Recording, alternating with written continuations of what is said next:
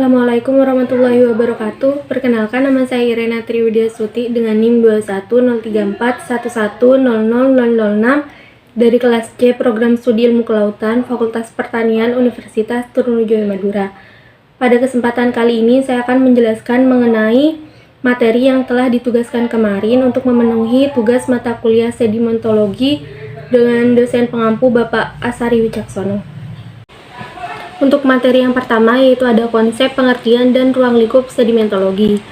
Konsep dan pengertian sedimentologi. Konsep sedimentologi merupakan suatu ide, rancangan, atau gambaran dari objek proses. Sedimentologi merupakan ilmu yang mempelajari mengenai sedimen. Sedimentologi juga dapat diartikan sebagai studi mengenai proses-proses pembentukan, transportasi, atau perpindahan dan pengendapan suatu material yang terakumulasi hingga membentuk suatu sedimen. Partikel-partikel penyusun suatu sedimen secara alami sangat bervariasi baik secara bentuk, asal-usul, dan komposisi. Ukuran, bentuk, dan pendistribusian partikel menunjukkan proses perpindahan dan pengendapan partikel tersebut. Proses terbentuknya suatu sedimen melalui proses transport sedimen ke tempat pengendapan dapat melalui gravitasi, air, udara, es, aliran massa maupun kimia atau proses tumbuh material biologi pada tempat tersebut.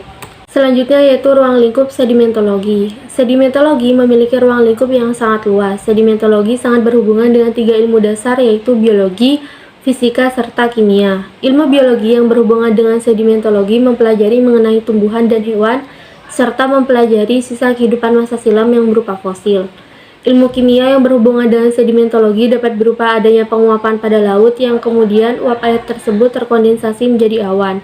Awan-awan tersebut kemudian semakin berat dan terjadilah proses presipitasi yaitu turunnya hujan di daerah yang tinggi kemudian mengalir ke daerah yang rendah dan kembali lagi ke laut dan selanjutnya terjadi lagi proses evaporasi atau penguapan dan terus terjadi secara berulang. Pada proses evaporasi ini, uap air yang terkondensasi kemudian dapat membawa butiran sedimen solid ke atmosfer yang kemudian biasa disebut dengan aerosol. Adanya sedimen di atmosfer juga disebabkan oleh angin. Ilmu fisika yang berhubungan dengan sedimentologi yaitu perubahan dari magma dari dalam mantel bumi yang mengalami kristalisasi menjadi batuan igneous, lalu keluar ke permukaan karena adanya pengaruh dari cuaca dan erosi, membuat batuan tersebut tertransport ke laut lalu mengalami pengendapan menjadi sedimen. Sedimen tersebut lalu mengalami pemadatan menjadi batuan sedimen, lalu karena adanya kenaikan suhu merubah batuan tersebut menjadi batuan metamorf yang kemudian meleleh dan kembali lagi menjadi magma. Begitupun seterusnya hingga membentuk geosynclinal furrows yang merupakan sedimen yang mengendap membentuk gelombang. Materi yang selanjutnya yaitu morfogenesa dinamik.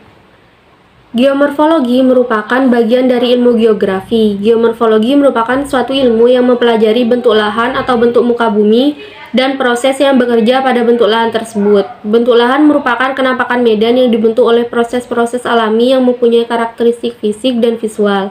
Dinamika bentuk lahan dapat terjadi karena adanya tenaga endogen yang berasal dari dalam bumi dan tenaga eksogen yang berasal dari permukaan bumi.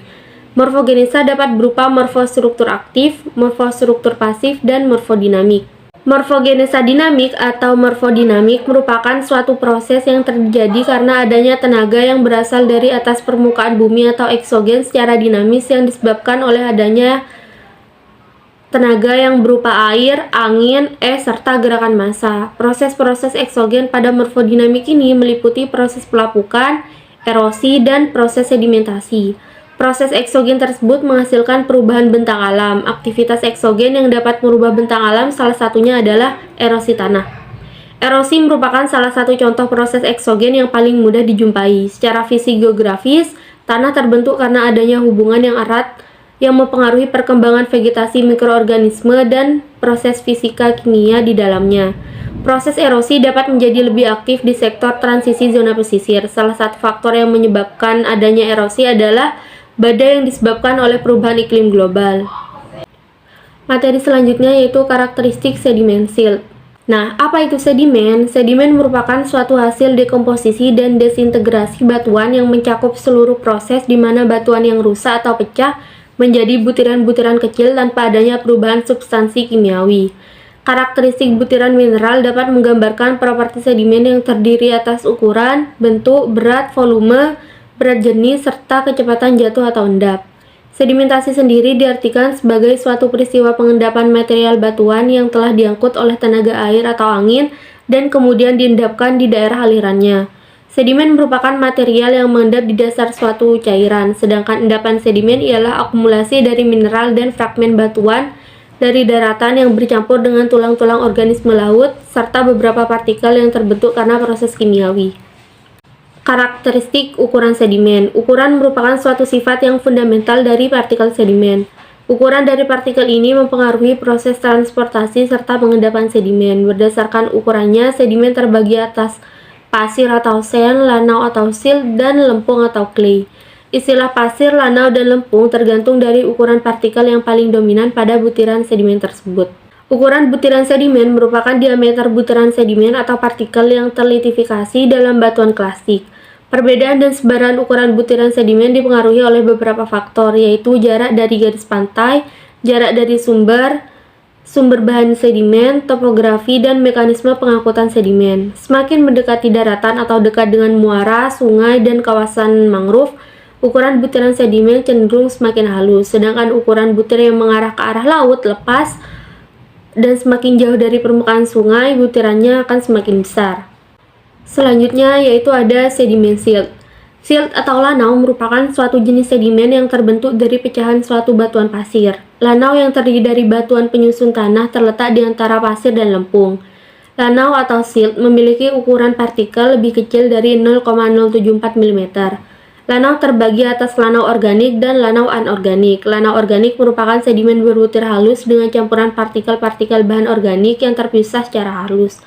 Sedangkan lanau anorganik merupakan sedimen berbutir halus dengan plastisitas kecil mengandung rock floor.